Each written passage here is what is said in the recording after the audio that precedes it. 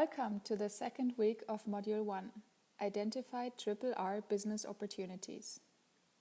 Last week, you visualized the current water, nutrient and energy flows and related challenges in your local area. This week, I'm going to show you how you can turn these challenges into business opportunities. Let's start by looking at what a business opportunity is. In the simplest terms, a business opportunity is a consumer need that has no solution yet. So a market gap that wants to be filled with a novel product or service. For example, a nutrient-rich organic fertilizer for healthier soils and higher and more sustainable yields. Of course, you can only fill this market gap if you can offer the demanded solution at a competitive price. So you need to get access to the raw material and find an efficient process for transforming this waste into a product for a price that people are willing to pay for. This is something we will be looking at throughout the whole process by scanning your business environment, positioning your solution, and planning your operations and finances. For now, you just want to make sure that there is a business opportunity in your local area that has a good fit with your know-how and interests. The aim of this week is for you to find your sweet spot. The sweet spot is the intersection of your passion, what you love doing, your profession, what you're good at, your vocation, what you will get paid for, and your mission, what your area needs. If your business idea corresponds only to what you love, what you're good at, and what your area needs, you will feel a sense of satisfaction, but you will be poor. If your business idea is what you love, what your area needs, and what you will get paid for, you will feel excited, but also uncertainty to the feasibility of your business idea. If your business idea corresponds to what your area needs, what you get paid for, and what you're good at, you will be comfortable, but you will have a feeling of emptiness. And finally, if your business idea corresponds to what you love, what you're good at, and what you will get paid for, you will feel satisfied but also useless. So to make sure that you have identified a business idea that matches your sweet spot, you need to answer this first question. Is this business idea something that your local area needs? By coming up with a RRR business idea, you have implicitly answered this question already. RRR has an enormous potential for closing water, nutrient and energy cycles and therefore contributing to the Sustainable Development Goals, the SDGs. Specifically, SDG 6, which aims at ensuring availability and sustainable management of water and sanitation for all. Also, SDG 11, which aims at making cities and human settlements inclusive, safe, resilient and sustainable. SDG 12, which aims at ensuring sustainable consumption and production patterns. SDG 13, which aims at targeting urgent action to combat climate change and its impacts. And finally, also SDG 15, which aims to protect, restore, and promote sustainable use of terrestrial ecosystems, sustainably manage forests, combat desertification, and halt and reverse land degradation and halt biodiversity losses. RRR businesses reduce pollution because waste is not discharged into the environment, and they recover value from waste and therefore substitute products that would otherwise need to be extracted with an environmental impact. As you can see in this chart, we'll call it the overview of waste to resources options. Almost any type of waste can be recycled. Human excreta, detergents, organic residues, animal manure, and used water can be recycled to retrieve either energy, nutrients, organic matter, water, or other valuable materials. Different products like fertilizer, biogas, or water for irrigation can be recovered from the waste streams, which allows flexibility and accounting for technologies in regards to the product quality level or treatment standard desired. Although non-degradable waste like plastic, metal and glass can be recycled and bears huge potential, it is not covered in this course. We focus only on organic waste streams. Let me give you some concrete RRR business examples to illustrate the various waste to resources options. In Kumasi, Ghana, a public-private partnership was established between the Kumasi Metropolitan Assembly, the KMA, and the private company Waste Enterprises, WE, to use agriculture as a source of revenue for sustaining the sanitation services. So as part of the agreement, the company is allowed to stock catfish in the final maturation ponds of governmental-owned wastewater treatment plants, while in return the company uses half of its fish sale profit to facilitate regular plant maintenance. Kampala Gelatin Suppliers is a limited company located in Kampala, Uganda, that produces fuel briquettes made from agriculture waste. Briquette production was initially started to meet internal energy needs only, but the company soon recognized the potential and became the first large-scale producer of non-carbonized briquettes in Uganda. Its clients now include institutional and commercial users who previously greenhouse gas-intensive wood fuel and charcoal for cooking and heating. Nakuru Waste Collectors and Recyclers Management Cooperative Society, NAWACOM, is a Kenyan waste processing cooperative that produces organic fertilizers from municipal solid waste. The cooperative's activities are the production, marketing, and sales of compost. NAWACOM sources its raw materials, which is partially processed compost, from its CBO members and is their sole client. So what value propositions do businesses like the ones we just saw have for your local area? First value proposition: create new revenue streams and recover costs. Water, nutrients, or energy can be recovered from wastewater, solid waste, or fecal sludge. These new revenue streams can be used by utilities, municipalities, or private service providers to recover costs of investment or operation and maintenance into waste management infrastructure. This in turn attracts private sector financing. Let me give you some numbers. The total costs for waste management in developing countries are expected to surpass $150 billion by 2025. And about $49 billion per year for additional capital investments for safe fecal waste management. At the same time, the potential global revenues from the biomass value chain, so the production of agriculture inputs, trading of biomass, and related processed products, are estimated at $295 billion by 2020. The potential of utilities, municipalities, or private sector providers recovering costs with RRR is therefore high and would have major impacts on the proper functioning and increased levels of waste management and water and sanitation services. Second value proposition: increase soil health and avoid depletion of natural resources.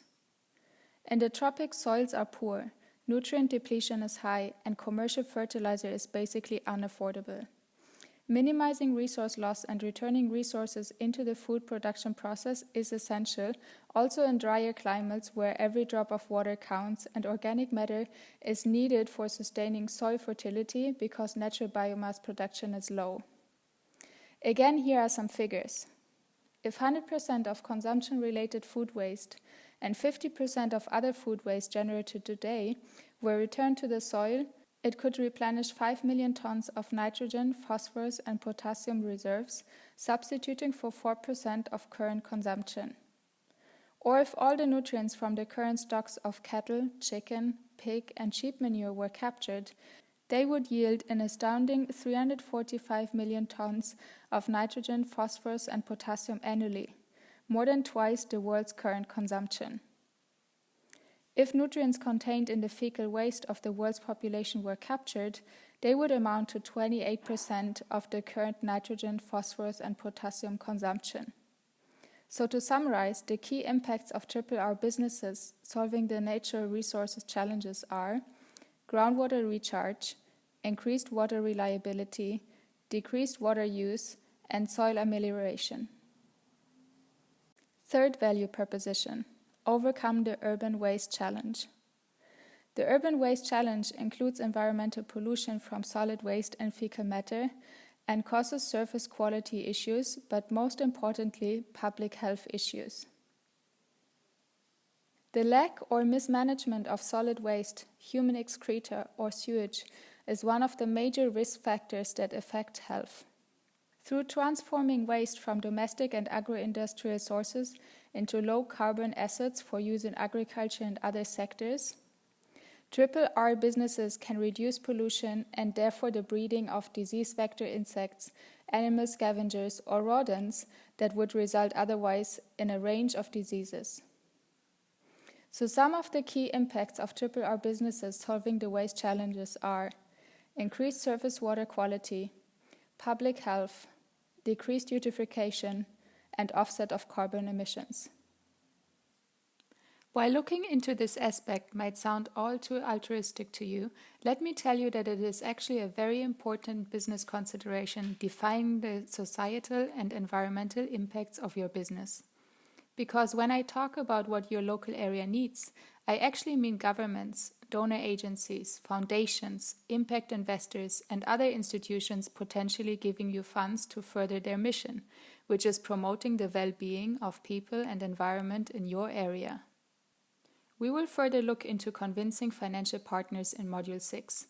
For now, you just need to define the value propositions your business idea holds for your local area by closing water, nutrient, and energy cycles. For this, have a look at the locality map you drew last week and pinpoint which challenges you can tackle with your value proposition. Also record on your locality map how you can close these cycles and who you have to involve for doing so, for example, for sourcing your waste supply. Next question you need to look into for finding your sweet spot is this business idea something that you will get paid for?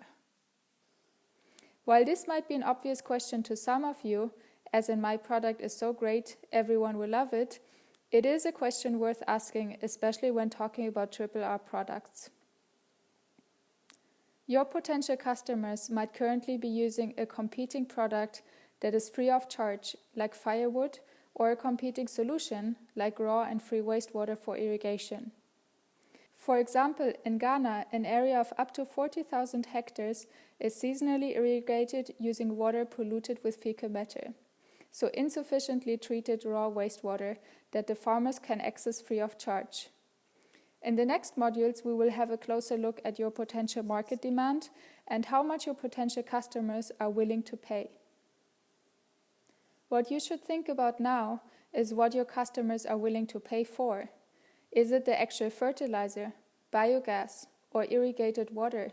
Or is it the added value that you get from using it, like increased yield or smoke-free home and a reliable water source? Needless to say that they are not paying for the actual biogas, but for the added value they get out of it, instead of using firewood as an example. Here's an overview of the added value that RRR products typically have for customers. Typical waste-to-energy products are solid fuel, like briquettes, biogas, biofuel, and electricity. While they are all alternative energy sources, they are potentially cheaper than competing solutions. Some of them also have the added value of being a more reliable or a healthier energy source. For example, briquettes and biogas are smoke-free heating and cooking alternatives. Aspects that the customers might be willing to pay a higher price for than for competing products. Waste-to-nutrient products are organic soil conditioner and fertilizer, as well as building materials like bricks. The main added value that customers might be willing to pay a higher price for is the increased harvest yield from healthier soils. Organic building material has the added benefit of being an energy-efficient building material and ensuring healthier indoor climates from better temperature and moisture balance. Again, an aspect that the customer might be willing to pay a higher price for than for conventional building material from concrete. Waste-to-water products range from water for irrigation or industrial processes, over water for groundwater or surface water recharge, to water for portable use. While water recovered from wastewater itself has the added value of being a new source of additional water, which is an increasingly important and unique value proposition in many arid regions of the world, It also holds other benefits for customers, like more efficient crop management with nutrient-rich irrigation water, or more efficient aquaculture, where protein-rich duckweed is produced in wastewater treatment ponds and fed to fish in adjacent ponds. You need to define your potential customers and find out where they are located, what solutions they are looking for, and how much they are willing to pay for it. Add any other information you have on your customer that you deem relevant for your business idea. Finding a market gap and solving environmental and societal challenges is important if you want to launch a successful RRR business and benefit from public and donor funding. Next to developing a business idea with potential market and institutional demand, you also need to make sure that there is a fit between your market-based business idea and your own passion and know-how. So you need to answer the following questions too. Is this business idea something that you are good at? Running a successful RRR business does not necessarily require a university degree in civil engineering, but you need to have know-how about the technological processes required to turn waste into a RRR product.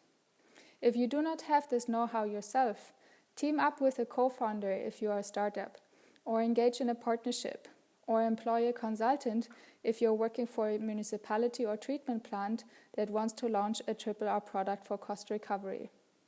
Whether you have the engineering degree or not, you must also create a technical prototype of your needed technology and product. So build a small-scale biodigester, produce compost in your backyard, or produce some batches of fish in test ponds of the wastewater treatment plant. The fourth question you need to answer is whether this business idea is something that you love doing. Finally, you want to find a business idea that corresponds to what you love doing. You should like the idea of handling organic waste or fecal sludge, even if you will eventually have workers doing the collection, sorting, treating, and so on for you. You should also like dealing with people. Launching a business with a novel product means a lot of marketing and sales efforts, especially in the beginning, and also getting the required scientific, operational, and financing partners on board. Even if you are just launching a RRR product for a municipality or treatment plant, you need to make sure that your workforce is motivated to venture into this new line of business. Having a motivated workforce has an important impact on your overall operation and bottom line. If you have identified a business opportunity, so a business idea that is needed in your local area and that you will get paid for, and that corresponds to what you love doing and what you're good at, you have found your sweet spot. Congratulations. If you are clear on the challenges that you want to tackle in your local area, but you are still not sure on how to get paid for it, I recommend that you have a look at the publication by the International Water Management Institute, which is called Resource Recovery from Waste, Business Models for Energy, Nutrient and Water Reuse in Low and Middle Income Countries. This publication is a rich compendium of business options for energy, nutrients and water recovery, and it is based on an in-depth analysis of over 70 empirical cases, of which 47 from around the world are described and evaluated in a systematic way in the publication. The focus is on organic, municipal, agro-industrial and food waste, wastewater and fecal sludge, supporting a diverse range of business models with potential for large scale-out and upscaling. All of the business case examples we use in this course are sourced from this publication. So once you have identified your sweet spot, go and head over to the introductory video of Module 2.